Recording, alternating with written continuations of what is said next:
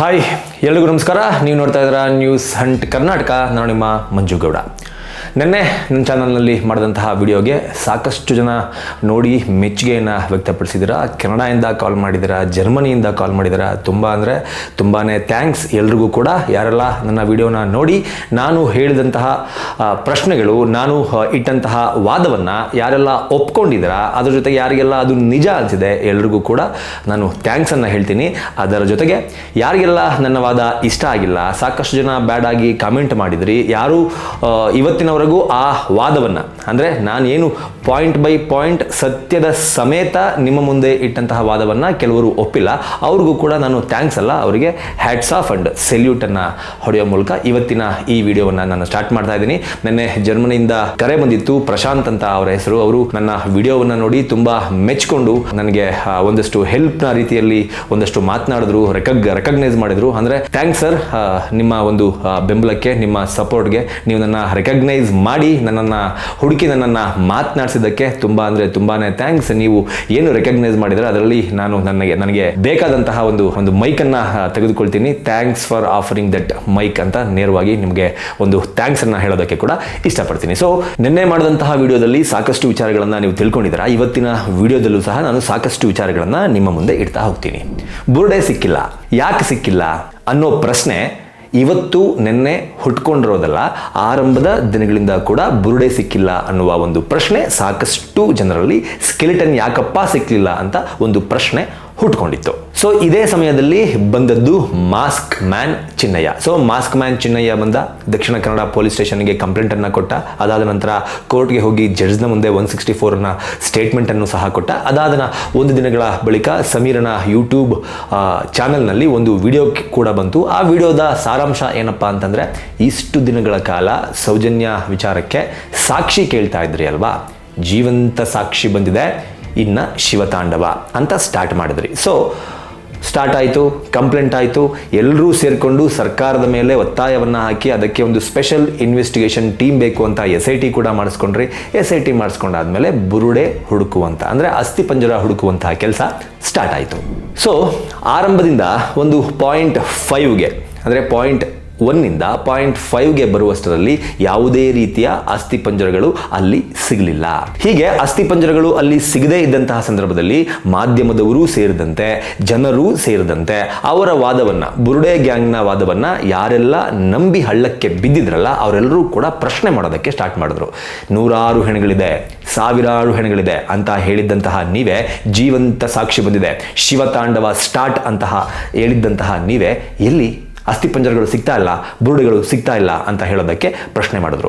ಆವಾಗ ಇವರು ಕಂಡುಕೊಂಡಂತಹ ಒಂದು ಮಾರ್ಗ ಏನು ಅಂತಂದರೆ, ಇವರ ಕೃಪಾಪೋಷಿತ ಯೂಟ್ಯೂಬ್ ಚಾನಲ್ಗಳೇನಿದೆ ಆ ಯೂಟ್ಯೂಬ್ ಚಾನಲ್ಗಳ ಮೂಲಕ ಇವತ್ತು 4 ಅಸ್ಥಿಪಂಜರ ಸಿಕ್ತು, ಇವತ್ತು 6 ಅಸ್ಥಿಪಂಜರ ಸಿಕ್ತು, SITಯ ಬಲ್ಲ ಮೂಲಗಳ ಮಾಹಿತಿಯ ಪ್ರಕಾರ ಇವತ್ತು 7 ಅಸ್ಥಿಪಂಜರ ಸಿಕ್ತು ಅಂತ ನಿಮ್ಮ ಕೃಪಾಪೋಷಿತ, ಅಂದರೆ ಅವರ ಕೃಪಾಪೋಷಿತ ಯೂಟ್ಯೂಬ್ ಚಾನಲ್ಗಳ ಮೂಲಕ ಜನರ ಮುಂದೆ ಒಂದು ವಾದವನ್ನು ಇಡೋದಕ್ಕೆ ಸ್ಟಾರ್ಟ್ ಮಾಡಿದ್ರು.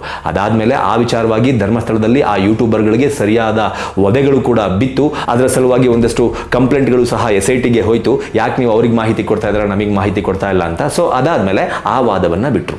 ಅಂದರೆ ಇವತ್ತು 4 ಸಿಕ್ತು, 5 ಸಿಕ್ತು, 6 ಸಿಕ್ತು, ಬಲ್ಲ ಮೂಲಗಳ ಮಾಹಿತಿ, ಅದನ್ನು ಅಲ್ಲಿಗೆ ಸ್ಟಾಪ್ ಮಾಡಿದ್ರು. ಇನ್ನು 5 ಪಾಯಿಂಟ್ಗಳ ಕತೆ ಮುಗಿತು. 6ನೇ ಪಾಯಿಂಟ್ನಲ್ಲಿ ಒಂದು ಅಸ್ಥಿಪಂಜರ ಸಿಗುತ್ತೆ. ಆ ಅಸ್ಥಿಪಂಜರ ಕೂಡ ಇವರಿಗೆ ಬೇಕಾದಂತಹ ಅಸ್ಥಿಪಂಜರ ಅಲ್ಲ, ಅಂದರೆ ಮಹಿಳೆಗೆ ಸಂಬಂಧಪಟ್ಟಂತಹ ಅಸ್ಥಿಪಂಜರ ಅಲ್ಲ, ಅದು ಗಂಡಸಿಗೆ ಸಂಬಂಧಪಟ್ಟಂತಹ ಅಸ್ಥಿಪಂಜರ ಅನ್ನೋದು ಮಾಧ್ಯಮಗಳಲ್ಲಿ ಪ್ರಸಾರ ಆಗಿರುವಂತಹ ವರದಿ. ಓಕೆ, ಮಾಧ್ಯಮಗಳ ವರದಿಯನ್ನು ಇವರು ನಂಬಲ್ಲ, ಹಾಗೂ ಕೆಲವರು ಕೂಡ ನಂಬಲ್ಲ. FSL ರಿಪೋರ್ಟ್ ಬರಲಿ, ಅಲ್ಲಿವರೆಗೂ ವೇಟ್ ಮಾಡೋಣ. ಬಟ್ 6ನೇ ಪಾಯಿಂಟ್ನಲ್ಲಿ ಅಸ್ಥಿಪಂಜರ ಸಿಕ್ಕ ನಂತರ ಇವರು ಮತ್ತೊಂದು ವಾದವನ್ನು ಇಟ್ಟರು. ಆಗ ಕೂಡ ಜನ ಹಾಗೂ ಅವರನ್ನು ನಂಬಿದ್ದವರು ಪ್ರಶ್ನೆ ಮಾಡೋದಕ್ಕೆ ಆರಂಭ ಮಾಡಿದ್ರು. ಏನಪ್ಪ ಅಂತಂದರೆ, 100 ಅಂತಂದ್ರಿ, 1000 ಅಂತಂದ್ರಿ, 6ರಿಂದ ಒಂದು 8-9 ಪಾಯಿಂಟ್ಗಳನ್ನು ಆಲ್ರೆಡಿ ಆಗಿದೆ. ಆದರೂ ಕೂಡ ಸಿಕ್ಕಿರುವಂಥದ್ದು ಒಂದೇ ಒಂದು ಅಸ್ಥಿಪಂಜರ. ಎಲ್ಲಿ ಹೋಯ್ತು 100 ಅಸ್ಥಿಪಂಜರ, ಎಲ್ಲಿ ಹೋಯ್ತು 1000 ಅಸ್ಥಿಪಂಜರ ಅಂತ ಪ್ರಶ್ನೆ ಕೇಳೋದಕ್ಕೆ ಶುರು ಮಾಡಿದ್ರು. ಆವಾಗ ಯಾಕೆ ಬುರುಡೆ ಸಿಕ್ಕಿಲ್ಲ, ಯಾಕೆ ಅಸ್ಥಿಪಂಜರ ಸಿಕ್ಕಿಲ್ಲ ಅನ್ನೋದಕ್ಕೆ ಇವರು ಕೊಟ್ಟಂತಹ ಉತ್ತರ, ಆ ಅರಣ್ಯ ಭಾಗದಲ್ಲಿ, ಆ ಅರಣ್ಯ ಪ್ರದೇಶದಲ್ಲಿ ಅತಿ ಹೆಚ್ಚಿನ ಹೈನಾಗಳಿದ್ದಾವೆ, ಅತಿ ಹೆಚ್ಚಿನ ಮುಳ್ಳು ಹಂದಿಗಳಿದ್ದಾವೆ, ಕಾಡು ಹಂದಿಗಳಿದ್ದಾವೆ, ಅತಿ ಹೆಚ್ಚಿನ ಉಡಗಳಿದ್ದಾವೆ. ಅವೆಲ್ಲವೂ ಸಹ 6 ಅಡಿ ಗುಂಡಿ ತೋಡಿ ಅವಕ್ಕೆ ಮನುಷ್ಯನ ಮೂಳೆಗಳು, ಎಸ್ಪೆಷಲಿ ಮನುಷ್ಯನ ತಲೆಬುರುಡೆಯ ಮೂಳೆಗಳು ಅಂತಂದರೆ ಅವಕ್ಕೆ ಭಾರಿ ಇಷ್ಟ. 6 ಅಡಿ ಗುಂಡಿ ತೋಡಿ ಅದನ್ನು ಎತ್ಕೊಂಡು ಹೋಗಿರುವಂತಹ ಸಾಧ್ಯತೆ ಇದೆ. ಅಂದರೆ ತಲೆ ಬುರುಡೆ ಯಾಕೆ ಸಿಕ್ಕಿಲ್ಲ, ಬುರುಡೆ ಯಾಕೆ ಸಿಕ್ಕಿಲ್ಲ, ಅಸ್ಥಿಪಂಜರ ಯಾಕೆ ಸಿಕ್ಕಿಲ್ಲ ಅನ್ನೋದಕ್ಕೆ ಇವರು ಕೊಟ್ಟಂತಹ 2ನೇ ಕಾರಣ. ಅದಾದ ನಂತರ 7ನೇ ಪಾಯಿಂಟು, 8ನೇ ಪಾಯಿಂಟು, 9ನೇ ಪಾಯಿಂಟ್ ಹತ್ತಿರ ಬಂದ ನಂತರ ಮತ್ತೆ ಅಲ್ಲಿ ಏನು ಸಿಗಲಿಲ್ಲ, 0 ಸ್ಕೆಲಿಟನ್ಸ್. ಆಗ ಮತ್ತೆ ಜನ ಪ್ರಶ್ನೆ ಮಾಡೋದಕ್ಕೆ ಆರಂಭ ಮಾಡಿದ್ರು. ಆವಾಗ ಏನು ಹೇಳಿದ್ರು ಇವರು, ಆ ಜಾಗದಲ್ಲಿ 7ನೇ ಪಾಯಿಂಟು, 8ನೇ ಪಾಯಿಂಟು, 9ನೇ ಪಾಯಿಂಟು, ಯಾವುದೋ ಪರ್ಟಿಕ್ಯುಲರ್ ಪಾಯಿಂಟ್ ಅನ್ನೋದು ನನಗೆ ನೆನಪಿಲ್ಲ, ಬಟ್ ಆ ಜಾಗದಲ್ಲಿ 1000 ಟಿಪ್ಪರ್ ಮರಳನ್ನು ಅಥವಾ ಮಣ್ಣನ್ನು ಹೊಡೆಸಲಾಗಿದೆ. 1000 ಟಿಪ್ಪರ್ ಮಣ್ಣನ್ನು ಆ ಜಾಗದಲ್ಲಿ ಹಾಕಿಸಿರೋದಕ್ಕೆ ಆ ಜಾಗದಲ್ಲಿ ಅಸ್ಥಿಪಂಜರ ಸಿಕ್ಕಿಲ್ಲ ಎನ್ನುವ ಮತ್ತೊಂದು ವಾದವನ್ನು ತೆಗೆದುಕೊಂಡು ಬಂದು ನಿಮ್ಮ ಮುಂದೆ ಇಟ್ಟರು. ಇನ್ನು 3ನೇದಾಗಿ ಏನು ಮಾಡಿದ್ರು, ಯಾವ ಪಾಯಿಂಟ್ಗೆ ಹೋದ್ರೂ ಸಿಗ್ತಾ ಇಲ್ಲ. ಇದುವರೆಗೂ 6ನೇ ಪಾಯಿಂಟಲ್ಲಿ ಕೇವಲ ಒಂದೇ ಒಂದು ಅಸ್ಥಿಪಂಜರ ಸಿಕ್ಕಿದೆ. ಈ ಕೇಸ್ಗೆ ಸಂಬಂಧಪಟ್ಟಂತೆ ಈ ಕೇಸ್ನಲ್ಲಿ ನಾವು ಆರೋಪ ಮಾಡ್ತಾ ಇರುವಂತಹ ಪ್ರೂವ್ ಮಾಡೋದಕ್ಕೆ ಯಾವ ರೀತಿಯ ಹೆಣ್ಣು ಮಕ್ಕಳ ಅಸ್ಥಿಪಂಜರನೂ ಸಿಕ್ಕಿಲ್ಲ ಅಂತ ಫಸ್ಟ್ರೇಟ್ ಆದಾಗ ಇವ್ರೇನು ಮಾಡಿದ್ರು, ಮತ್ತೊಂದು ಟೆಕ್ನಾಲಜಿ ಬೇಕು ಅಂತ SIT ಮುಂದೆ ಹಾಗೂ ಜನರ ಮುಂದೆ ಹಾಗೂ ಗೌರ್ನಮೆಂಟ್ನ ಮುಂದೆ ಒಂದು ಬೇಡಿಕೆಯನ್ನು ಸಹ ಇಟ್ಟರು. ಯಾವ technology? GPR technology, ground penetrating radar. ಅಂದರೆ ಭೂಮಿಯ ಒಳಗೆ ಹತ್ತಿರ 20 ಅಡಿ ಆಳದವರೆಗೂ ಸಹ ಏನೆಲ್ಲ ಇದೆ ಅನ್ನೋದನ್ನು GPR ಟೆಕ್ನಾಲಜಿ ಮೂಲಕ ಕಂಡು ಹಿಡಿಬೋದು. ಅಂದರೆ ನಾಟ್ ಓನ್ಲಿ ಮೂಳೆ, ಏನೇನೆಲ್ಲ ಇದೆ ಅನ್ನೋದು ಅದರಲ್ಲಿ ಗೊತ್ತಾಗುತ್ತೆ. ಆ ತರಹದ ಒಂದು ಟೆಕ್ನಾಲಜಿ ಬೇಕು ಅಂತಂದರು. Okay fine. 13 ಪಾಯಿಂಟ್ಗಳನ್ನು ಮಾರ್ಕ್ ಮಾಡಿದರು. ಆ 13 ಪಾಯಿಂಟ್ಗಳಲ್ಲಿ ಅತಿ ಹೆಚ್ಚಿನ ಶವ ಉಳಿರೋದು 13ನೇ ಪಾಯಿಂಟ್ನಲ್ಲೇ. ಭೀಮಾ ಹೇಳುವ ಪ್ರಕಾರ 100ಕ್ಕಿಂತ ಹೆಚ್ಚು ಶವಗಳನ್ನು ಏನು ಊತು ಹಾಕಿದ್ದೀನಿ ಅನಧಿಕೃತವಾಗಿ ಅಂತ ಹೇಳಿದ್ದ. 1ರಿಂದ 12ನೇ ಪಾಯಿಂಟ್ನವರೆಗೂ ಆತ ಕೊಟ್ಟದ್ದು 30 ಸ್ಕೆಲಿಟನ್ ಅಂದರೆ ಶವಗಳ ಲೆಕ್ಕ. 13ನೇ ಪಾಯಿಂಟ್ನಲ್ಲಿ ಕೊಟ್ಟದ್ದು 70ಕ್ಕಿಂತ ಹೆಚ್ಚಿನ ಶವಗಳ ಲೆಕ್ಕ. ಸೊ ಹಾಗಿದ್ಮೇಲೆ 13ನೇ ಪಾಯಿಂಟ್ನಲ್ಲೇ 70ಕ್ಕಿಂತ ಹೆಚ್ಚಿನ ಬಾಡಿಗಳನ್ನು ಹೂತಾಕಿದ್ದೀನಿ ಅಂತ ಈತ ಹೇಳ್ತಾ ಇದ್ದಾನೆ. ಸೊ 13ನೇ ಪಾಯಿಂಟ್ನಲ್ಲಿ GPR ರಾಡರನ್ನು ತರಿಸಿ ಒಂದು ಇನ್ವೆಸ್ಟಿಗೇಷನ್ ಮಾಡೋಣ ಅಂತ ಇವರ ಆಜ್ಞೆಯ ಮೇರೆಗೆ, ಇವರ ಒತ್ತಾಯದ ಮೇರೆಗೆ ಸರ್ಕಾರ ಹಾಗೂ ಪೊಲೀಸರು ಮಾತನಾಡಿಕೊಂಡು GPR ರಾಡರನ್ನು ಕೂಡ ತರಿಸಿದ್ರು. GPR ರಾಡರಲ್ಲಿ ಮೊದಲು ಮೇಲ್ಗಡೆ ಸ್ಕ್ಯಾನ್ ಮಾಡಿದ್ರು. ಅದನ್ನು ನೀವೆಲ್ಲ ನೋಡಿದಿರಾ. ಸ್ಕ್ಯಾನ್ ಮಾಡಿದಾಗ ಏನೂ ಕಾಣಿಸ್ತಿಲ್ಲ.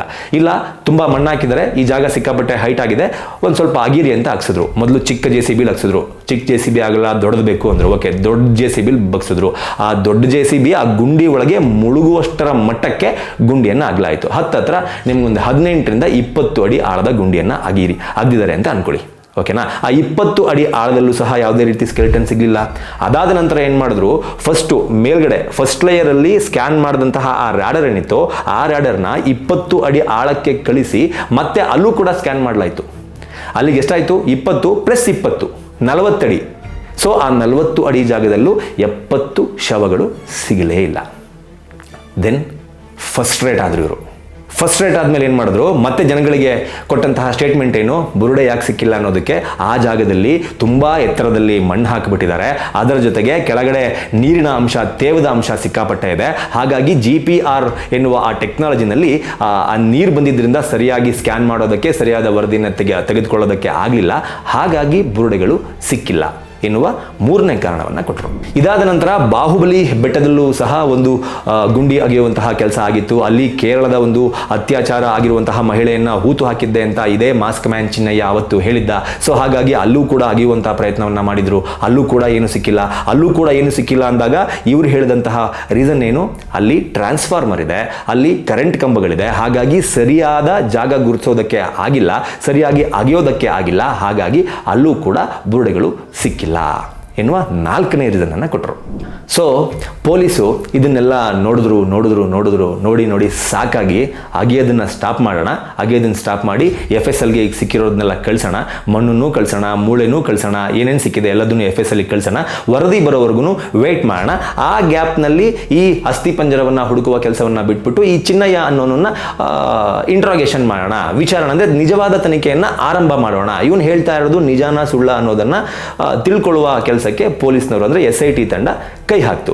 ಸೊ ಕೈ ಹಾಕಿದ್ದರ ಭಾಗವಾಗಿ ಮೊದಲು SIT ತಂಡ ಮಾಡಿದ್ದು ಏನಪ್ಪಾ ಅಂತಂದ್ರೆ ಚಿನ್ನಯ್ಯನನ್ನ ಅರೆಸ್ಟ್ ಮಾಡಿ ತಮ್ಮ ಕಸ್ಟಡಿಗೆ ತೆಗೆದುಕೊಂಡ್ರು. ಅಲ್ಲಿಯವರೆಗೂ ಚಿನ್ನಯ್ಯ ಇದ್ದಿದ್ದು ಯಾರ ಕಸ್ಟಡಿನಲ್ಲಿ? ಮಹೇಶ್ ಶೆಟ್ಟಿ ತಿಮ್ರೋಡಿ ಅವರ ಕಸ್ಟಡಿನಲ್ಲಿ. ಅದು ನಮ್ಗೆ ಯಾರಿಗೂ ಕೂಡ ಗೊತ್ತೇ ಇರಲಿಲ್ಲ. ಓನ್ಲಿ ಪೊಲೀಸರಿಗೆ ಮಾತ್ರ ಗೊತ್ತಿತ್ತು. ಮಹೇಶ್ ಶೆಟ್ಟಿ ತಿಮ್ರೋಡಿ ಅಂಡ್ ಟೀಮ್ ಏನಿದೆ ಆ ಗ್ಯಾಂಗಿಗೆ ಮಾತ್ರ ಗೊತ್ತಿತ್ತು, ಇನ್ಯಾರಿಗೂ ಕೂಡ ಗೊತ್ತಿರಲಿಲ್ಲ. ಓಕೆ, ಮಹೇಶ್ ಶೆಟ್ಟಿ ತಿಮ್ರೋಡಿ ಅವರ ಕಸ್ಟಡಿಯಲ್ಲಿ ಇದ್ದಂತಹ ಈ ಚಿನ್ನಯ್ಯನನ್ನ SIT ಟೀಮ್ ತನ್ನ ಕಸ್ಟಡಿಗೆ ತೆಗೆದುಕೊಳ್ತು. ತೆಗೆದುಕೊಂಡ ಮೊದಲ ದಿನ ಇದೇ ಗಿರೀಶ್ ಮಟ್ಟಣ್ಣ ಅವರು ಹೇಳಿದ್ದೇನು, ಇದು ಸ್ವಾಗತಾರ್ಹ. ಆತನ ಮೇಲೆ ಒಂದು ನಾರ್ಕೋ ಅನಾಲಿಸಿಸ್ ಟೆಸ್ಟ್ ಆಗಬೇಕು, ಇದನ್ನ ನಾನು ಸ್ವಾಗತ ಮಾಡ್ತೀನಿ ಅಂತ ಮೊದಲ ದಿನ ಹೇಳಿದ್ರು. ಅರೆಸ್ಟ್ ಮಾಡಿದ ವಿಚಾರ ತಿಳಿತು, ಅದು ಒಳ್ಳೆ ವಿಷಯ, ಅದನ್ನ ನಾವು ಸ್ವಾಗತಿಸ್ತೇವೆ. ಬರೀ ಅರೆಸ್ಟ್ ಅಲ್ಲ, ನಾರ್ಕೋ ಅನಾಲಿಸಿಸ್ ಟೆಸ್ಟ್ ಕೂಡ ಮಾಡಬೇಕಾಗುತ್ತೆ. ಆದ್ರೆ 4ನೇ ದಿನ ಆತ ಅರೆಸ್ಟ್ ಆಗಿ 4ನೇ ದಿನ ಬಂದು ಇದೇ ಬುರುಡೆ ಯಾಕೆ ಸಿಗಲಿಲ್ಲ ಎನ್ನುವ ಪ್ರಶ್ನೆಗೆ ಆತ ಅಂದ್ರೆ ಗಿರೀಶ್ ಮಟ್ಟಣ್ಣನವರು ಕೊಟ್ಟಂತಹ ಉತ್ತರ ಏನಪ್ಪಾ ಅಂತಂದ್ರೆ, ವೆರಿ ಫಸ್ಟ್ ಡೇ ಈ ಚಿನ್ನಯ್ಯ ಏನು ಕಂಪ್ಲೇಂಟ್ ಕೊಟ್ಟ ದಕ್ಷಿಣ ಕನ್ನಡ ಪೊಲೀಸ್ ಸ್ಟೇಷನ್ಗೆ, ಆ ವೆರಿ ಫಸ್ಟ್ ಡೇನೆ ಧರ್ಮಸ್ಥಳದವರಿಗೆ ಅವನು ಯಾರು ಅಂತ ಗೊತ್ತಾಗಿ ಅವರ ನೇಟಿವ್ಗೆ ಹೋಗಿ ಅವರ ಕುಟುಂಬಸ್ಥರಿಗೆ ಧಮಕಿ ಹಾಕಿದ್ದಾರೆ, ಹೆದರಿಸಿದ್ದಾರೆ. ಆ ಊರಿನ ಮುಖ್ಯಸ್ಥರನ್ನು ಸಹ ಬುಕ್ ಮಾಡಿಕೊಂಡು ಊರಿನ ಗೌಡರ ಮೂಲಕ ಹೆದರಿಸಿದ್ದಾರೆ. ಹಾಗಾಗಿ ಆ ವಿಷಯ ಚಿನ್ನಯ್ಯನಿಗೆ ಗೊತ್ತಾಯಿತು. ಚಿನ್ನಯ್ಯನಿಗೆ ಗೊತ್ತಾದ ಕಾರಣಕ್ಕಾಗಿ ನನ್ನ ಕುಟುಂಬದವರನ್ನ ಏನಾದ್ರು ಮಾಡಿಬಿಡ್ತಾರೆ ಎನ್ನುವ ಕಾರಣಕ್ಕಾಗಿ ಅವನು ತಪ್ಪು ಜಾಗವನ್ನು ತೋರಿಸಿದ್ದಾನೆ. ಹಾಗಾಗಿ ಅಲ್ಲಿ ಅಸ್ಥಿ ಪಂಜರಗಳು ಅಥವಾ ಬುರುಡೆಗಳು ಸಿಗಲಿಲ್ಲ ಎನ್ನುವ ವಾದವನ್ನು ಇದೇ ಮಟ್ಟಣ್ಣವರು ತೆಗೆದುಕೊಂಡು ಬಂದು ಇಟ್ಟರು. ಅಲ್ಲಿಗೆ ಸ್ಟಾರ್ಟಿಂಗ್ ಹೈನಾಗಳಿರುತ್ತೆ, ಹಂದಿಗಳಿರುತ್ತೆ, ಉಡಗಳಿರುತ್ತೆ ಅನ್ನೋ ವಾದ ಸುಳ್ಳು. GPR ರ್ಯಾಡರ್ನ ತಗೊಂಬಂದ್ರೆ ಗೊತ್ತಾಗುತ್ತೆ ಅನ್ನೋ ವಾದ ಸುಳ್ಳು. ಟ್ರಾನ್ಸ್ಫಾರ್ಮರ್ ಇದೆ, ಕರೆಂಟ್ ಕಂಬ ಇದೆ, ಹಾಗಾಗಿ ಅಲ್ಲಿ ಸಿಕ್ಕಿಲ್ಲ ಅನ್ನೋ ವಾದ ಸುಳ್ಳು. 1000 ಟಿಪ್ಪರ್ ಮಣ್ಣನ್ನು ಒಡಿಸಿದ್ದಾರೆ, ಹಾಗಾಗಿ ಅಲ್ಲಿ ಸಿಕ್ಕಿಲ್ಲ ಸುಳ್ಳು. ವೆರಿ ಫಸ್ಟ್ ಡೇನೆ ಥ್ರೆಟನ್ ಇದೆ ಚಿನ್ನಯ್ಯನಿಗೆ, ಹಾಗಾಗಿ ಅವನು ತಪ್ಪು ಜಾಗವನ್ನು ತೋರಿಸ್ತಾ ಇದ್ದಾನೆ ಅಂತ ಹೇಳ್ಬೋದಾಗಿತ್ತಲ್ಲ. ಯಾಕೆಂದ್ರೆ ವೆರಿ ಫಸ್ಟ್ ಡೇನೆ SIT ಫಾರ್ಮ್ ಆಗೋದಕ್ಕಿಂತ ಮುಂಚೆ ಈ ವಿಚಾರ ಗಿರೀಶ್ ಮಟ್ಟಣ್ಣ ಅವರಿಗೆ ಗೊತ್ತಿತ್ತಲ್ಲ. ಹೋಗಿ ನಾನು ಸುಳ್ಳು ಹೇಳ್ತಾ ಇದ್ದೀನಿ ಅಂತಂದ್ರೆ ಅವ್ರು ಲೈವಲ್ಲೇ ಇದನ್ನೆಲ್ಲ ಹೇಳಿದ್ದಾರೆ, ಹೋಗಿ ನೋಡಿ. ಬೇಕಿದ್ರೆ ನಾನು ಈ ವಿಡಿಯೋದ ಕೆಳಗಡೆ ಡಿಸ್ಕ್ರಿಪ್ಷನಲ್ಲೂ ಆ ವಿಡಿಯೋದ ಲಿಂಕ್ ಹಾಕಿರ್ತೀನಿ, ಹೋಗಿ ನೋಡಿ. ವೆರಿ ಫಸ್ಟ್ ಡೇನೆ ಥ್ರೆಟ್ ಇತ್ತು ಅಂತಂದ್ಮೇಲೆ ಅದನ್ನೇ ಉದ್ದಕ್ಕೂ ಹೇಳ್ಕೊಂಡ್ ಬರ್ಬೋದಾಗಿತ್ತಲ್ಲ. ಅವನಿಗೆ ಥ್ರೆಟ್ ಇದೆ, ಅವನ ಫ್ಯಾಮಿಲಿಗೆ ಥ್ರೆಟ್ ಇದೆ, ಹಾಗಾಗಿ ಅವ್ನು ತಪ್ಪು ಜಾಗ ತೋರಿಸ್ತಾ ಇದ್ದಾನೆ ಅಂತ. ಅದನ್ನ ಬಿಟ್ಬಿಟ್ಟು ಹೈನಾ ಬಂತು, ಹಂದಿ ಬಂತು, ಉಡಾ ಬಂತು ಅಂತ ಕತೆ ಹೇಳಿದ್ರಿ, 1000 ಟಿಪ್ಪರ್ ಅಂತ ಕತೆ ಹೇಳಿದ್ರಿ, ಟ್ರಾನ್ಸ್ಫಾರ್ಮರ್ ಅಂತ ಕತೆ ಹೇಳಿದ್ರಿ, GPR ಅಂತ ಕತೆ ಹೇಳಿದ್ರಿ.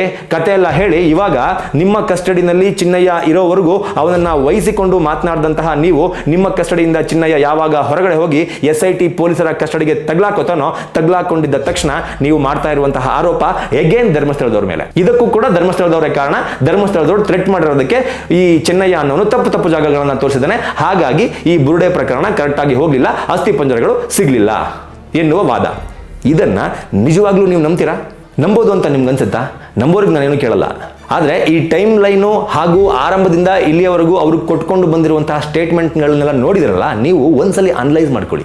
ಏನೇನೆಲ್ಲ ಹೇಳ್ಕೊಂಡು ಬಂದರು ಇವರು ಬುರುಡೆ ಸಿಕ್ಕಿಲ್ಲ ಅನ್ನೋ ಪ್ರಕರಣಕ್ಕೆ. ಈಗ ರೈಟ್ ನಾವು ಅವನ ಕಸ್ಟಡಿನಲ್ಲಿ, ಆದರೆ ತಿಮರೋಡಿ ಅವರ ಕಸ್ಟಡಿನಲ್ಲಿ ಚಿನ್ನಯ್ಯ ಇದ್ದಷ್ಟು ದಿನ ಎಷ್ಟು ಸಪೋರ್ಟ್ ಮಾತನಾಡ್ಕೊಂಡು ಸ್ಟೇಟ್ಮೆಂಟನ್ನು ಕೊಟ್ಕೊಂಡು ಬಂದರು. ಚಿನ್ನಯ್ಯ ಅವ್ರ ಕಸ್ಟಡಿನಲ್ಲಿ ಇಲ್ಲ ಅಂದಾಗ ಇವತ್ತು ಯಾವ್ಯಾವ ರೀತಿ ಸ್ಟೇಟ್ಮೆಂಟ್ಗಳನ್ನ ಕೊಡ್ತಾ ಇದ್ದಾರೆ, ಎರಡನ್ನೂ ಒಂದ್ಸರಿ ನೀವು ನೋಡಿ, ನಿಮ್ಗೆ ಉತ್ತರ ಸಿಕ್ಬಿಡುತ್ತೆ. ಇನ್ನು ಇವರ ಈ ವಾದವನ್ನು ಸಹ ನಿಜ ಅಂತ ಅನ್ಕೊಂಬಿಡೋಣ. ಎಲ್ಲದನ್ನು ಅಂದರೆ ಇವ್ರು ಹೇಳೋದನ್ನ ಎಲ್ಲವನ್ನೂ ಸಹ ಸುಳ್ಳು ಅಂತ ನಾವು ಅನ್ಕೊಳ್ಳೋದು ಬೇಡ. ಎಲ್ಲದನ್ನು ನಿಜ ಅಂತಾನೆ ಅನ್ಕೊಂಡು ಅವ್ರಿಗೆ ಏನು ಪ್ರಶ್ನೆ ಕೇಳಬೇಕು ಆ ಪ್ರಶ್ನೆ ಕೇಳುವಂಥ ಕೆಲಸನ ರೆಸ್ಪಾನ್ಸಿಬಲ್ ಸಿಟಿಸನ್ ಆಗಿ ನೀವು ಮಾಡೋಣ. ಓಕೆನಾ? ಇವಾಗ ಇವರು ಅವ್ರ ಫ್ಯಾಮಿಲಿಗೆ ಥ್ರೆಟ್ ಇತ್ತು, ಹಂಗಾಗಿ ಚಿನ್ನಯ್ಯ ಕರೆಕ್ಟಾಗಿರೋ ಜಾಗನ ತೋರಿಸ್ತಿಲ್ಲ ಅನ್ನೋ ವಾದನೂ ಕೂಡ ಒಪ್ಕೊಳ್ಳೋಣ. ಓಕೆನಾ? Very first day Chinnaiah complaint ಕೊಡೋದಕ್ಕೆ ಬಂದಾಗ ಆತ ಯಾವ ಸ್ಥಿತಿನಲ್ಲಿ ಬಂದ ಅನ್ನೋದನ್ನ ಇಡೀ ಮಾಧ್ಯಮ ನೋಡಿದೆ, ಇಡೀ ಪ್ರಪಂಚ ನೋಡಿದೆ.